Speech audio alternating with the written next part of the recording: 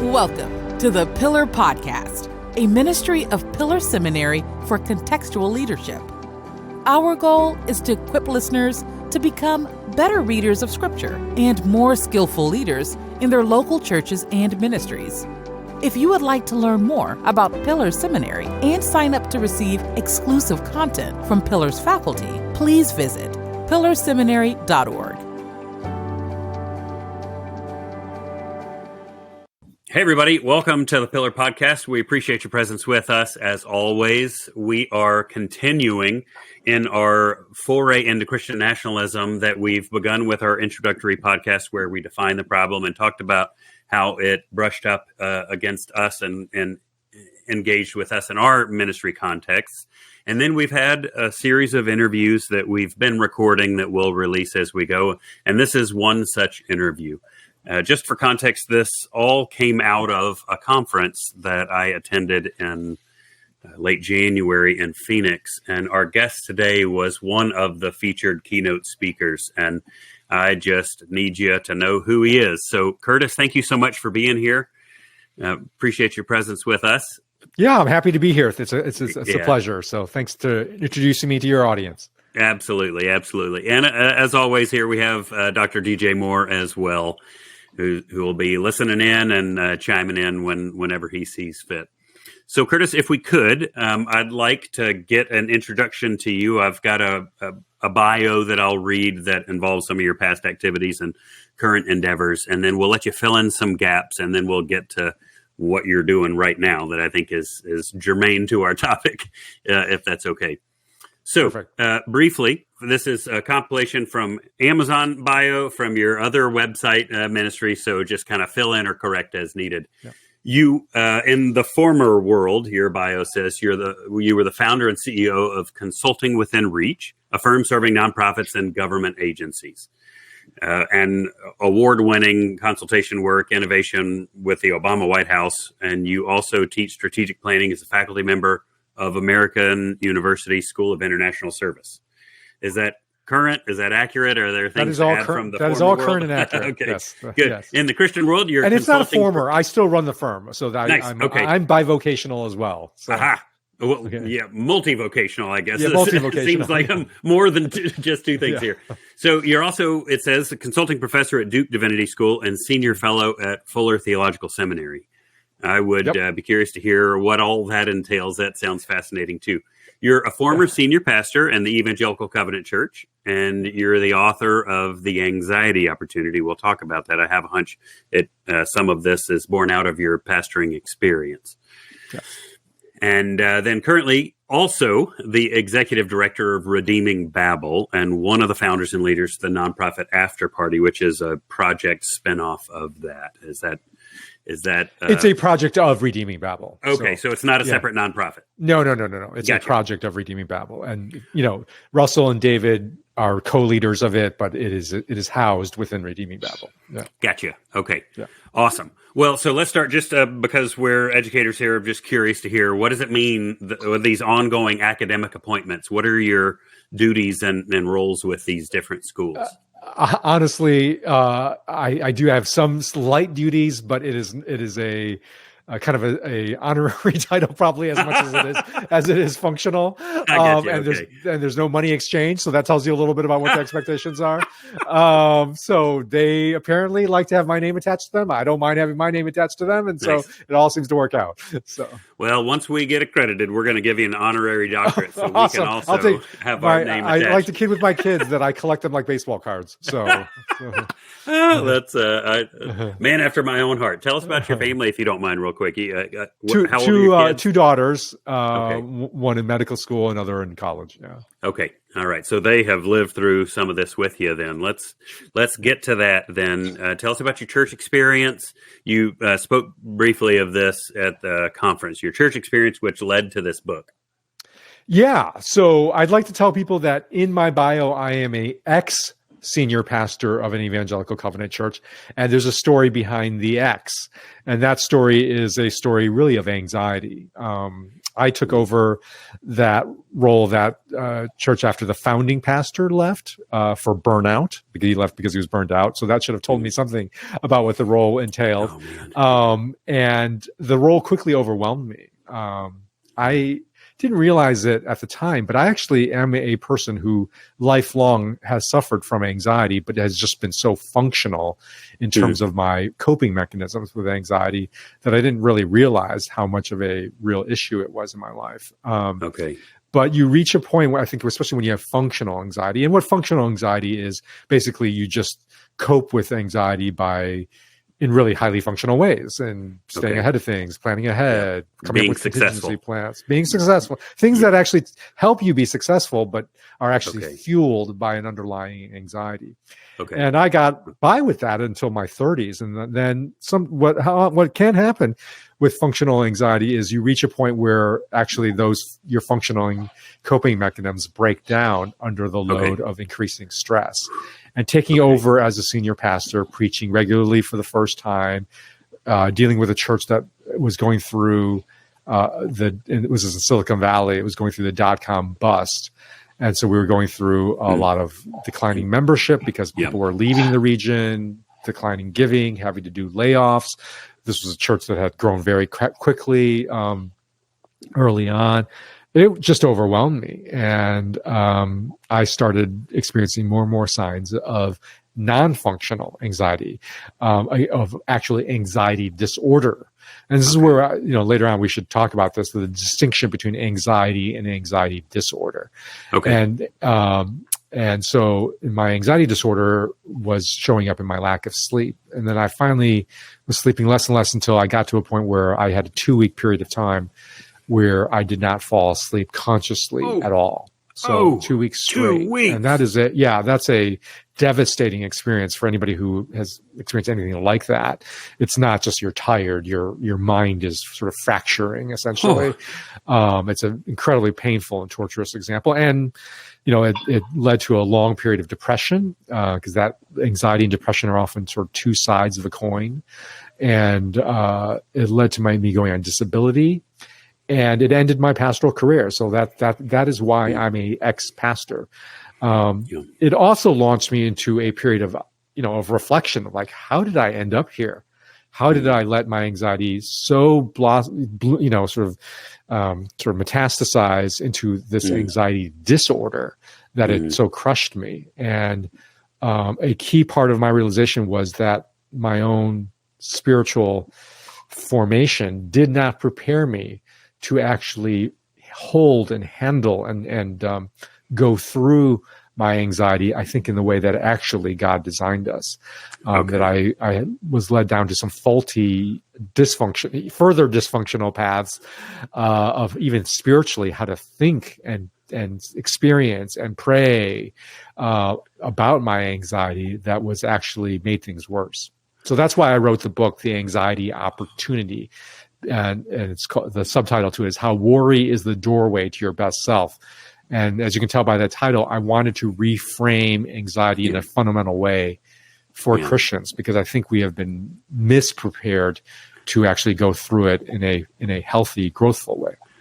Okay. Oh my gosh. So this should be multiple podcasts. This is so fascinating. We're going to veer in a moment to Christian nationalism and your incredible resources there. But I know, Donnell, from your facial expressions, we could camp out here for a good long while. This is so fascinating. Yes, Would you then just, let's define then anxiety versus anxiety disorder, and then talk about the opportunity that it presents, and then I guess the spiritual formation pathway. Yeah, and we can encourage folks, if they're interested in what I'm talking about, to check out the book, The Anxiety Opportunity. 100%. Yep. But basically, we have been conditioned and trained as Christians, generally speaking, to think of anxiety as a problem. If we were to write a standard book, it would be called The Anxiety Problem. And we either spiritualize it as a problem. So this is where we can be formed to think that anxiety is the lack of faith, not praying hard enough. And the answer is to pray anxiety away, to have enough faith. So anxiety is a problem, a lack of faith. We need to increase our faith. We need to pray more. And with a problem, you want to make the problem solved, and the solution is to make it go away through spiritual means. Now, some churches in the Christian world have no longer sort of stigmatized sort of anxiety that much spiritually, but they still view it as a problem. It's just a medical problem that we then outsource to secular mental health to prescribe away. So it's not prayed away, it's to prescribe it away, either through medication and or therapy. And let me be very clear, I am a fan and an advocate of therapy and medication. I took it myself. I have taken it for years. I still see a therapist occasionally. It's a good thing. But when we engage into those good things under the framework that anxiety is a problem to make go away, to prescribe away, we're still stuck essentially in the same understanding of anxiety, again, as a problem to make go away, either pray it away or prescribe it away. And what I've come to realize, and why I wrote the book, is that is actually, actually makes anxiety worse when you think of it as a problem to make go away. You start actually veering more down, you start veering down the road where your anxiety becomes an anxiety disorder if you think it's a problem that you have to make go away.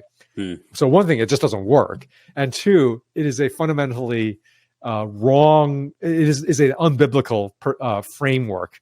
That is not how the scriptures and Jesus frame up and our understanding of anxiety, which is instead really that it is an anxiety opportunity, that anxiety should be viewed as a natural human reaction to the natural human condition of loss in our lives, and that we are invited to actually go through our anxiety, not make it go away, not try to pray or prescribe it away, but to go through it, to actually enter it, experience it in Jesus. Where if we can do that, we are instead invited into a doorway where that doorway leads to profound spiritual growth. That the biblical vision of growing closer to Jesus is actually very much through anxiety. And my book sort of does a sort of biblical exegesis for showing how much Jesus met people through their experiences of anxiety, not by making it go away and then, teaching them, forming them, shaping them, but it is precisely through our experience of anxiety. So that's the central paradigm shift that the anxiety opportunity is seeking to promote. Donnell Penny, for your thoughts. You got a face. My bells ringing. Yes, it did. Yeah. Oh man. Yeah. Okay. All right. Well, the book is ordered, so we'll. I've ordered it. Yeah. That's magnificent. Really, this is such a meaningful topic. We may just have you back after we process the book and have a real conversation for our students and our audience. That's work. I hope people will read it because, one, as ministry professionals, we do experience anxiety. Any of us who is just doing ministry knows that it is an anxiety-filled practice because we are touching people in their anxieties. So that's we're going to be touching that, carrying that, holding that. We're going to bring our own anxieties to the whole exchange. So the whole ministry experience is going to be bathed in anxiety. And rather than, again, thinking that as that's a huge problem, I am arguing that Jesus's own life shows that that's actually an opportunity for profound growth, both for ourselves as ministry professionals, but also for the people that we are leading and caring for.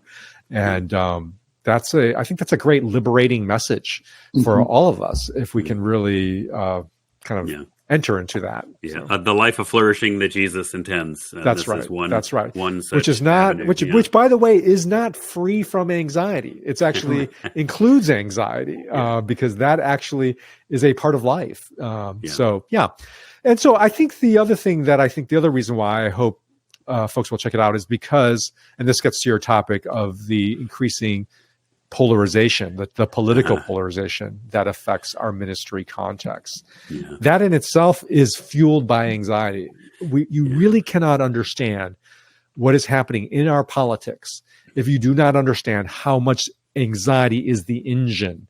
And anxiety disorders are actually the engine for a lot of our political dysfunctions. both on the left and on the right. There's you put different issues and labels on it, but there's profound anxiety across the political spectrum, and that is part of what is driving the political polarization. And to your specific topic of Christian nationalism, I really don't think you can understand Christian nationalism without understanding the underlying anxieties that Christian nationalism is providing a faux solution to make go away. Yeah. It's so rather than pray it away or prescribe it away, Christian nationalism is trying to politicize it away, thinking if we just achieve power over everybody else, we can avoid loss. We can avoid, and that's what anxiety is. Anxiety is the natural human reaction to loss. This is why you can't make anxiety go away, because to make anxiety go away is to say we can make loss in our lives go away, right? But that's what Christian nationalism is. It's like the Xanax for evangelicals. That's saying if you just take this political dose, right, you will not experience anxiety because you will not experience loss. And it's it'll give you a quick dose of relief because it gives you some certainty and some answers. But you're going to end up getting addicted because it cannot actually make the possibility of loss go away. So you have to go back for more and more hits of it. And this is why you see patterns of addiction to things like conspiracy theory, to QAnon and so forth, is because people are trying to deal with their anxieties by politicizing it away. And it doesn't work any more than the pray it away or prescribe it away. Wow. Okay. Well, I think we found our promo clip for our social media is the political Xanax that cuts deep. It hits close. That's for sure. Want to let you know that if you are interested in studying with us at Pillar for the fall 2024 semester, we're still accepting applications all the way up to July 29th of 2024. So you can find out more information about the application process and see the application itself at pillarseminary.org/apply. If you have any questions, email us at admissions@pillarseminary.org and we'll get all your questions answered and help you fill out that application and get it submitted. So could you, we ask various guests this, each from their own context, before we get into Redeeming Babel, how would you define Christian nationalism, obviously coming out of this anxiety fueled by it? What would you say that we're dealing with here in a brief? Yeah, I think there's different ways you can define it. I mean, I think politically, you would define it as the belief that Christians should actually impose their way of being on everyone else, even if they disagree with it. So it's a rejection of sort of the classic tenets of what we would call liberal democracy and pluralism, and saying the Christian worldview must reign supreme and we must seize power. And oftentimes seize power, even if it means violating the norms that we have in our society developed around how do we resolve differences in our liberal democratic and pluralistic framework. So that's how I define it politically or sociologically. I would define it spiritually as a distortion of Jesus's, of the very, it's a replacement of the cross with the sword. It's actually a complete inversion of Jesus's decisive act to embrace suffering servanthood and submission to even others, and to endure loss, and instead saying it's taking up the way of Peter of striking the sword in the Garden of Gethsemane, right? So like, no, you should not have to lose. But, this is how could you? You are the Messiah. So it's picking up the sword over the cross is where I would define Christianism, and we saw this in January 6th. So I would define that theologically or spiritually. And then I would recap my emotional definition of Christian nationalism is that it is a dysfunctional coping mechanism to the fear of loss. Loss that is that has substance and real. So it's not to deny that like conservative white evangelicals, to use a label, are not experiencing real loss in status, in culture, in seeing their values reflected in the wider culture. Those are real. Those are real. They're not making it up. There's real loss they experience, but it's a dysfunctional response to that loss rather than actually a Jesus-centered way of going through the loss and the anxiety that accompanies it. They're trying to make it go away through political means. So those are the different ways that I think it's helpful to think about Christian nationalism. Okay. I think it's important to emphasize Christian nationalists are not the only people on the politicization of anxiety is a bipartisan problem. It is a bipartisan That's a human problem. dysfunction. That the left has its own version of this, of where it is also fueled by deep anxiety, deep fear of loss, different kinds of losses they fear, but also loss, and then in a kind of panicky sort of anxiety-bathed way, thinking this is the most important election in our lifetime. Everything is at stake. We must defeat Trump, and so forth. So, I think it has the advantage of not rejecting completely important norms of our society around democracy and pluralism that I think it is important for Christians to embrace on theological grounds. We shouldn't be embracing them. Yeah. But I see the same anxiety-fueled politics on the left as I do on the right. Absolutely, yeah. Okay, so Redeeming Babel on your website, created to address a mistaken spirituality of anxiety. I think we can kind of piece together from our conversation what that is. A missing theology of organizations and a misshapen approach to politics. And I think we can infer, but could you just kind of flesh that out for us quickly? Well, the way to think about this work that I'm doing in Redeeming Babel is it is my third career. So my first career was in ministry as a pastor and as campus pastor. My second career, after I became an ex-pastor for the reasons I have for the story that I've already told, after I flamed out as a pastor, I started a consulting firm that served secular institutions, secular organizations, and nonprofits and government agencies. So my third career began out of a sense of God calling me to actually bridge my first two careers. So one in the Christian world and another in the world of secular organizations. And realizing that these two worlds did not actually understand each other well and was increasingly relating to each other in dysfunctional ways in both directions, that the secular institutions were not really understanding what was happening, especially in the evangelical world, and that the Christian world, especially in the evangelical world, was increasingly suspicious, hostile, paranoid, worried, sometimes for good reasons, about this realm of secular institutions. And so these two worlds were unreconciled, were increasingly hostile to one another. And so what Redeeming Babel is, it is my sense of God's call, responding to God's sense of calling as somebody who has now played a career in both of those worlds, that my third career would be to bridge these two worlds and help each side understand each other better and be reconciled to one another in a way that I think the kingdom of God desires us, reflects for us to be. And so we have three main topics of like points of reconciliation, if you will. So one is at the individual level around this topic of anxiety, that I think, again, gets in the way of us Christians participating in the broader society healthily in ways I've just described. There's a level at our organizational life in which, as Christians, we have not been also taught about how to relate the gospel to our organizational lives. We all have organizational lives, sometimes in Christian organizations, but for most of the people that people are pastoring, their lives are in companies, government agencies they're working for.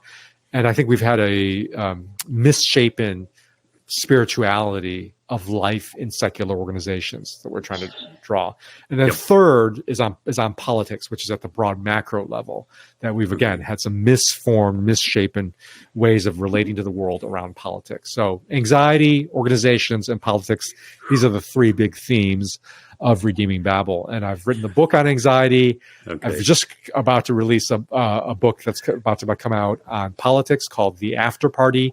And that's also our big project that we've created a video course to help Christians and churches and pastors offer something to heal this sort of polarization and toxic division that plagues so many Christian communities. That project is called The After Party. It's a course, it's a book, and we've got other resources coming out under the After Party banner. So we're getting a little ahead. First, I want to talk about some things. Your shout out to your podcast, the Good Faith Podcast, which I would imagine is a collection of voices to be able to speak into these things as well. Right. So listeners, go to the Good Faith Podcast. Does that have any relationship with David Kinnaman's Good Faith book? Did you guys write that together, or no? We had I think that was separate. Yeah. All right. I kind of got the Good Faith podcast is really where we host. Well, we call it a campfire. Like, we feel like Christians today, especially evangelicals, in many ways are like wandering in the wilderness. Many of them feel like they're wandering in the wilderness, that the old certitudes, the old answers don't seem to quite work. And there's a sense that we're trying to find new paths and new homes. And so the Good Faith podcast, we liken it to a campfire where, as you are on that journey, you can pull up a chair, pull up a log next with other people who are also on that journey and trying to make sense of the world as you are trying to go through that. So David French is on it every month. We've got voices like Andy Crouch, like Russell Moore, Tish Harrison Warren, Nancy French. These are some voices that are all trying to help us make sense of this wilderness time that we're on.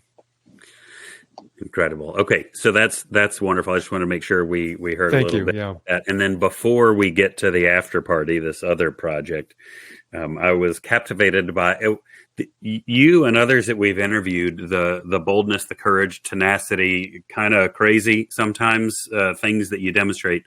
This project, Christians and the Vaccine, could you just talk about that for a moment? Because that melts my brain thinking about even trying to do something like that. How did that go?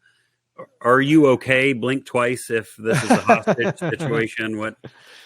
Well, that project was epitomized everything I'm talking about in terms of this divide between Christians and the broader secular world, especially secular institutions. Because that idea for Christian Vaccine came because in my nonprofit consulting work, I saw how much this divide was actually going to potentially jeopardize our global recovery from the COVID-19 because of this mutual sort of misunderstanding or suspicion. So I saw in my clients, who are some of them were public health agencies, that they did not understand at all the worldview of conservative Christians, conservative evangelicals, and what was behind their fear. Like, I would ask them, like, does the term mark of the beast mean anything to you, like to a public health agency?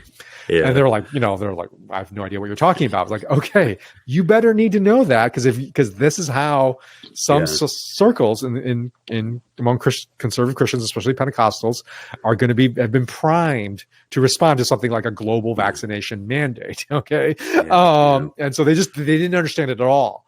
And then obviously you saw how in the politicization around the whole, COVID with the shutdowns and everything that there were Christian circles who already were primed to think that the pandemic was the advent of the feared government campaign to shut down Christianity. And if you weren't able to understand that and speak to that on biblical grounds, even, you didn't have a shot at talking them out of that.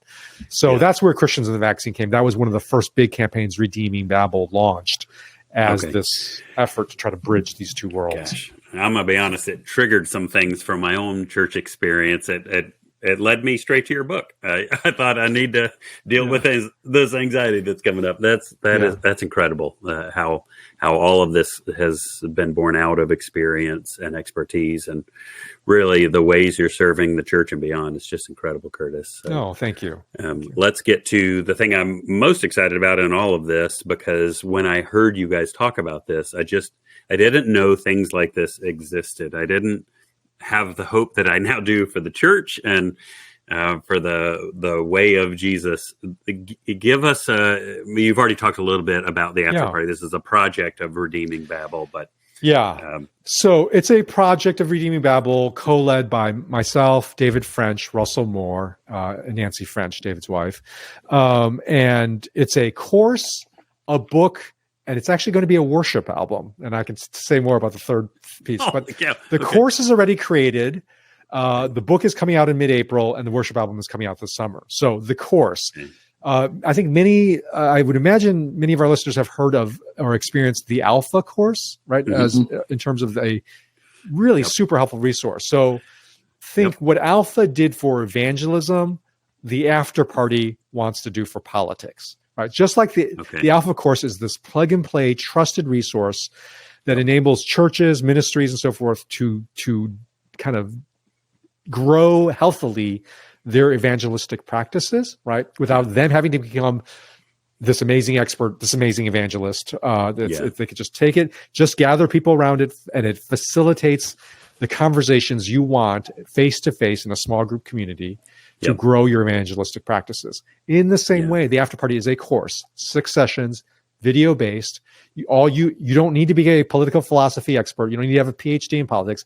You just need to gather together some friends, some people in your small group, your Bible study, your men's prayer group, or just family, or your family or your friends, any group, come together, go through this course.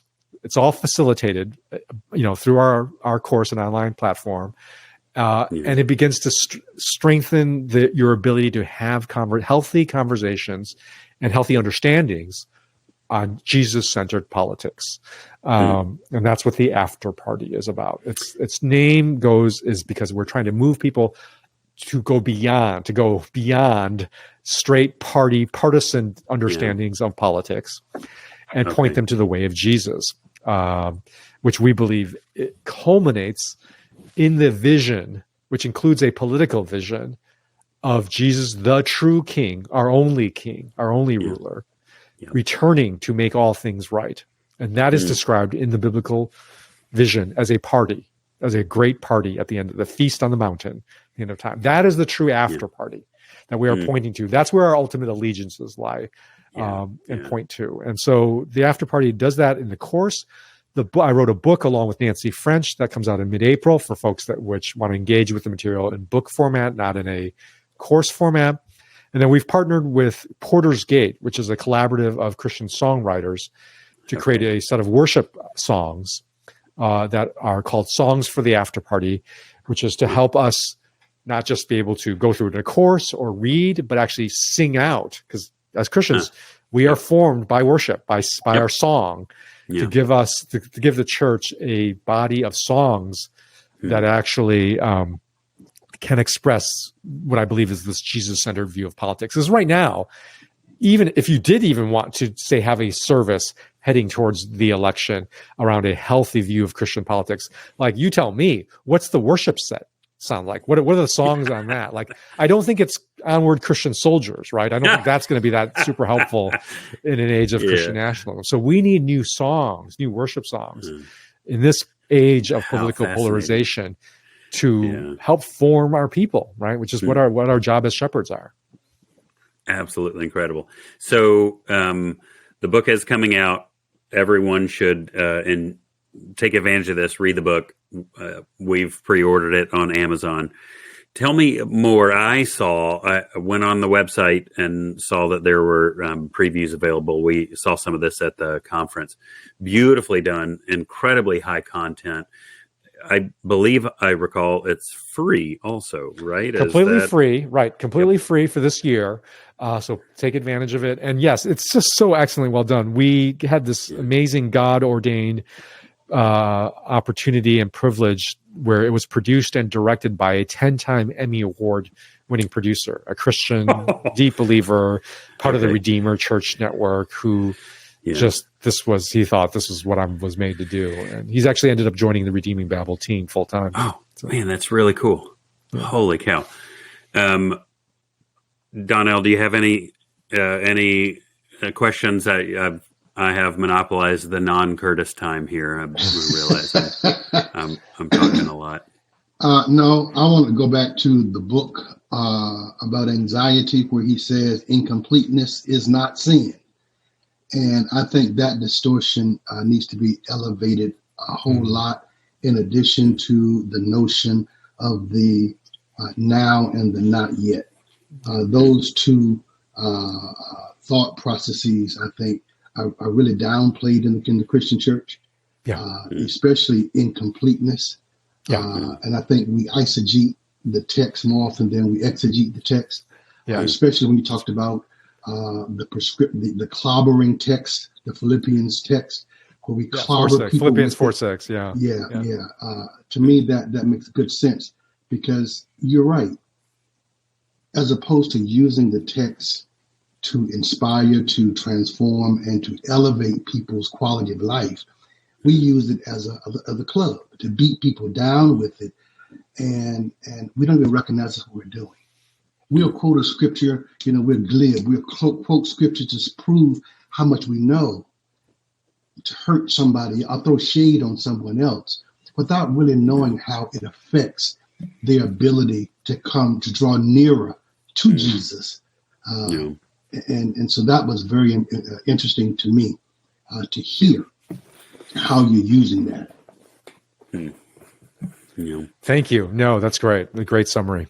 And it really does seem to bridge a lot of the work here. This, it sounds like, of course, I'm going to read it, but the kind of an eschatological picture of what is to come, what ought to be, what will be, what is not yet, and really how to do life in the in-between here. And in so many ways, that's kind of your ministry, pointing us forward and helping us live life accordingly. So are there any other calls to action that you would appreciate from us? We've got the anxiety opportunity, the after party, the podcast. I need a nap after this. That's incredible. All the things that you're doing. Are any other things you're doing that we need? No, that keeps me plenty busy. So no, but I do encourage folks to check out the Good Faith podcast if they're looking for. We cover a lot of topics. We don't cover just politics or just anxiety, just organizations. We're talking about all of what it means to make sense of our world in this moment when the world seems so disorienting and confusing with AI, with climate change, with the changes in our culture and so forth like that. So that's a very easy way people can check us out. And then, please get either the Anxiety Opportunity or the After Party books or both. And then, check out Redeeming Babel, where you can learn more about the courses that we offer, including the After Party course. So we have this sort of range of resources that I think you can find something that fits with what you need right now. Excellent. Well, thank you so much for your time. I know you got to be on your way probably to the next interview. We are grateful for all your work and the way the Lord's worked in and through you, and certainly just grateful to sit at your feet and learn from you here briefly. So thank you. Keep guys, up the good work. Thank you very much, and same to you. The work that you're doing to equip ministry professionals in this moment in time in some new methods. I really am encouraged by as well. So thank you for your work. Thanks a lot, Curtis. Thank you. Yes. Yep. All right. Well, Donnell, thank you for being here. We'll pick up next time here with another conversation about this. Thanks for listening. Really appreciate your presence with us, Pillar Podcast audience. See you next time. I'd like to remind you that if you have any questions or comments with regards to the podcast content or any suggestions for future podcast topics, you can email us at podcast@pillarseminary.org. I can't promise that we'll necessarily get to it as a podcast topic, but we will do our best to interact with you and get your questions answered and respond to your comments in a timely fashion.